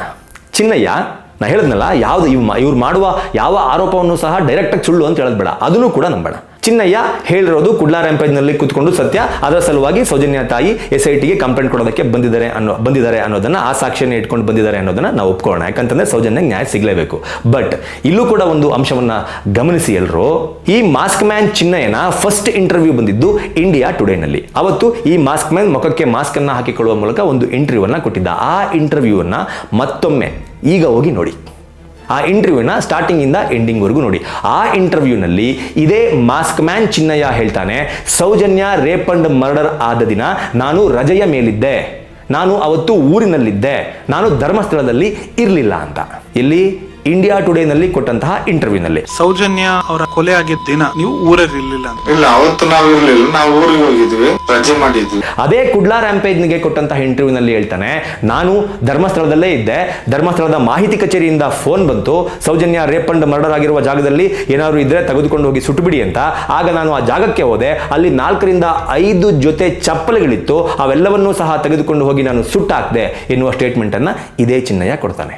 ಅಲ್ಲಿಗೆ ಇಂಡಿಯಾ ಟುಡೇನಲ್ಲಿ ಹೇಳಿದ್ದಂತ, ಅಂದ್ರೆ ನಾನು ಅವತ್ತು ಊರಲ್ಲಿರಲಿಲ್ಲ, ಸೌಜನ್ಯ ರೇಪ್ ಅಂಡ್ ಮರ್ಡರ್ ಆದಾಗ ನಾನು ರಜಾ ಹಾಕ್ಬಿಟ್ಟು ಊರಿಗೆ ಹೋಗಿದ್ದೆ ಅಂದಿದ್ದ ಸತ್ಯನ, ಅಥವಾ ಕುಡ್ಲಾ ರ್ಯಾಂಪೇಜ್ನಲ್ಲಿ ಕೂತ್ಕೊಂಡು ನಾನೇ ಎಲ್ಲಾ ಚಪ್ಪಲಿಗಳನ್ನ ಸುಟ್ಟು ಹಾಕಿದ್ದೀನಿ ಅಂತ ಹೇಳಿರೋ ಸತ್ಯನ? ಎರಡೂ ಇದೆ. ನಾನು ಹೇಳ್ತಿರೋದನ್ನೇ ನಾನು ಇಮ್ಯಾಜಿನ್ ಮಾಡ್ಕೊಂಡು ಹೇಳ್ತಾನೆ ಇಲ್ಲ. ಎರಡೂ ನಮ್ಮ ಕಣ್ಮುಂದೆ ಇದೆ, ಎರಡನ್ನೂ ಹೋಗಿ ನೋಡಿ. ಇಂಡಿಯಾ ಟುಡೇ ಇಂಟರ್ವ್ಯೂನೂ ನೋಡಿ, ಕುಡ್ಲಾ ರ್ಯಾಂಪೇಜ್ನಲ್ಲಿ ಬಂದಿರುವಂತಹ ಇಂಟರ್ವ್ಯೂನೂ ನೋಡಿ. ಎರಡೂ ಇಂಟರ್ವ್ಯೂ ನೋಡಿ ಸೌಜನ್ಯ ಕೇಸ್ಗೂ ಈತನಿಗೂ ಏನು ಸಂಬಂಧ ಇರಬಹುದು ಅಂತ ನೀವೇ ನಿಮ್ಮ ಪ್ರಶ್ನೆಗೆ ಉತ್ತರವನ್ನ ಕಂಡುಕೊಳ್ಳಿ. ನಾನು ಹೇಳಿದ್ರೆ ನಿಮ್ಮ ಮೇಲೆ ಇನ್ಫ್ಲುಯೆನ್ಸ್ ಮಾಡ್ದಂಗಾಗುತ್ತೆ. ಯಾಕಂತಂದ್ರೆ ಸೌಜನ್ಯ ಕೇಸ್ನಲ್ಲಿ ನಾನು ಯಾರನ್ನೂ ಇನ್ಫ್ಲುಯೆನ್ಸ್ ಮಾಡೋದಕ್ಕೆ ರೆಡಿ ಇಲ್ಲ. ಯಾಕಂತಂದ್ರೆ ಆ ಹೆಣ್ಣು ಮಗಳಿಗೆ ನ್ಯಾಯ ಸಿಗಬೇಕು. ಹಾಗಾಗಿ ಇಂಡಿಯಾ ಟುಡೇನಲ್ಲಿ ಬಂದಿರುವಂತಹ ಇಂಟರ್ವ್ಯೂನು ನೋಡಿ, ಕುಡ್ಲಾ ರ್ಯಾಂಪೇಜ್ನಲ್ಲಿ ಬಂದಿರುವಂತಹ ಇಂಟರ್ವ್ಯೂನು ನೋಡಿ. ಎರಡೂ ಇಂಟರ್ವ್ಯೂ ನೋಡಾದ್ಮೇಲೆ ನೀವೇ ಒಂದು ಕನ್ಕ್ಲೂಷನ್ಗೆ ಬಂದುಬಿಡಿ, ಆ ಚಿನ್ನಯ್ಯ ಹೇಳ್ತಾ ಇರೋದು ನಿಜಾನ ಸುಳ್ಳ ಅನ್ನೋದು. ಇಂಡಿಯಾ ಟುಡೇಗೆ ಕೊಟ್ಟಂತ ಸಂದರ್ಶನದಲ್ಲಿ ಮೋಸ್ಟ್ಲಿ ಫೋರ್ಸ್ಫುಲಿ ಏನು ಆಗಿರ್ಲಿಕ್ಕೆ ಇಲ್ಲ ಅಂತ ನಾನು ಅನ್ಕೋತೀನಿ. ಯಾಕೆ ಅಂತಂದ್ರೆ ಅಲ್ಲಿ ಒಬ್ಬ ಜವಾಬ್ದಾರಿಯುತ ರಿಪೋರ್ಟರ್ನ ಮುಂದೆ ಇಷ್ಟೆಲ್ಲ ಆಗಿರ್ಲಿಕ್ಕೆ ಸಾಧ್ಯ ಇಲ್ಲ ಅಂತ ಅನ್ಕೋತೀನಿ. ಆದ್ರೆ ಇವರ ಕೃಪಾಪೋಷಿತ ಯೂಟ್ಯೂಬ್ ಮಂಡಳಿ ಏನಿದೆ, ಆ ಯೂಟ್ಯೂಬ್ ಮಂಡಳಿಗಳಲ್ಲಿ ಪ್ರಸಾರ ಆಗ್ತಿರುವ ಇಂಟರ್ವ್ಯೂಗಳ ಮೇಲೆ ನನಗೆ ಅನುಮಾನ ಖಂಡಿತವಾಗಿಯೂ ಇದೆ. ಯಾಕೆ ಆ ಅನುಮಾನ ನನಗೆ ಬಂತು ಅಂತಂದ್ರೆ, ನಾನು ಇಂಡಿಯಾ ಟುಡೇನಲ್ಲಿ ಬಂದಂತಹ ಇಂಟರ್ವ್ಯೂನು ನೋಡಿದ್ದೀನಿ, ಕುಡ್ಲಾ ರ್ಯಾಂಪೇಜ್ನಲ್ಲಿ ಬಂದಂತಹ ಇಂಟರ್ವ್ಯೂ ನೋಡಿದ್ದೀನಿ. ಎರಡನ್ನೂ ನೋಡಿದಾಗ ನನಗನ್ಸಿದ್ದು ನೀವು ಕೂಡ ಹೋಗಿ ಒಮ್ಮೆ ನೋಡಿ. ಇದ್ರ ಜೊತೆಗೆ ಫೈನಲ್ ಆಗಿ ನಾನು ನಿಮ್ಗೆ ಹೇಳಕ್ಕೆ ಇಷ್ಟಪಡೋದು ಒಂದೇ ಒಂದು ಮಾತು. ಈ ವಿಚಾರ ಅಂದ್ರೆ ಸೌಜನ್ಯ ಕೇಸ್ನಲ್ಲಿ ನಾನು ಹೇಳಿದ ಹೇಳಿಕೆಯೇ ಸೌಜನ್ಯ ಕೇಸ್ನ ರಿಓಪನ್ಗೆ ಕಾರಣವಾಗುತ್ತೆ. ಸೌಜನ್ಯ ಕೇಸ್ನಲ್ಲಿ ಇವತ್ತು ನಾನೇ ಪ್ರಮುಖವಾದಂತಹ ಸಾಕ್ಷಿದಾರ ಎನ್ನುವ ವಿಷಯ ಈ ಚಿನ್ನಯ್ಯನಿಗೆ ಇನ್ನೂ ಗೊತ್ತಿಲ್ಲ. ಹೊರಗಡೆ ಮಾಧ್ಯಮಗಳಿಗೆ ಗೊತ್ತಾಗಿದೆ, ನಮಗ್ ಗೊತ್ತಾಗಿದೆ, ನಿಮಗ್ ಗೊತ್ತಾಗಿದೆ. ಈ ಚಿನ್ನಯ್ಯನಿಗೆ ಇನ್ನೂ ಗೊತ್ತಿಲ್ಲ. ಈ ವಿಷಯ ಚಿನ್ನಯ್ಯನಿಗೆ ಗೊತ್ತಾದ ತಕ್ಷಣ ಚಿನ್ನಯ್ಯ ಯಾವ ರೀತಿ ಉತ್ತರ ಕೊಡ್ತಾನೆ, ಈ ಕುಡ್ಲಾ ರ್ಯಾಂಪೇಜ್, ಡಿಟಾಕ್ಸ್ ಹಾಗೂ ಇನ್ನೊಂದಷ್ಟು ಯೂಟ್ಯೂಬ್ ಚಾನಲ್ಗಳಲ್ಲಿ ಬಂತಲ್ಲ ಆ ಇಂಟರ್ವ್ಯೂಗಳ ಬಗ್ಗೆ ಇದೇ ಚಿನ್ನಯ್ಯ ಯಾವ ರೀತಿ ರಿಯಾಕ್ಷನ್ ಕೊಡ್ತಾನೆ ಅನ್ನೋವರೆಗೂ ವೇಟ್ ಮಾಡಿ. ಅವತ್ತು ಸತ್ಯ ಹೊರಗಡೆ ಬರುತ್ತೆ. ಈ ಇಂಟರ್ವ್ಯೂ ನಿಜವಾದ ಇಂಟರ್ವ್ಯೂನ, ಈ ಇಂಟರ್ವ್ಯೂನಲ್ಲಿ ಹೇಳಿದ್ದ ಎಲ್ಲವೂ ಕೂಡ ಸತ್ಯವಾದ ಮಾತುಗಳ ಅನ್ನೋದು ಚಿನ್ನಯ್ಯನ ಬಾಯಲ್ಲೇ ಪೊಲೀಸರು ಬಾಯಿ ಬಿಡಿಸ್ತಾರೆ. ಚಿನ್ನಯ್ಯ ಹೊರಗಡೆ ಬಂದ ತಕ್ಷಣ ಮಾಧ್ಯಮದವರು ಸಹ ಬಾಯಿ ಬಿಡಿಸ್ತಾರೆ. ಸೊ ಅಲ್ಲಿವರೆಗೂ ಈ ಒಂದು ವಿಚಾರದಲ್ಲಿ ನಾವು ವೇಟ್ ಮಾಡಲೇಬೇಕು. ಸೊ ಏನನ್ಸುತ್ತೆ ನಿಮಗೆ ಈ ವಿಡಿಯೋದ ಬಗ್ಗೆ ಅನ್ನೋದನ್ನ ಕಮೆಂಟ್ ಬಾಕ್ಸ್ ಮೂಲಕ ತಿಳಿಸಿ ಅಂತ ಕೇಳ್ಕೊತಾ ಈ ವಿಡಿಯೋನ ಮುಗಿಸ್ತಾ ಇದ್ದೀನಿ. ನಮಸ್ಕಾರ.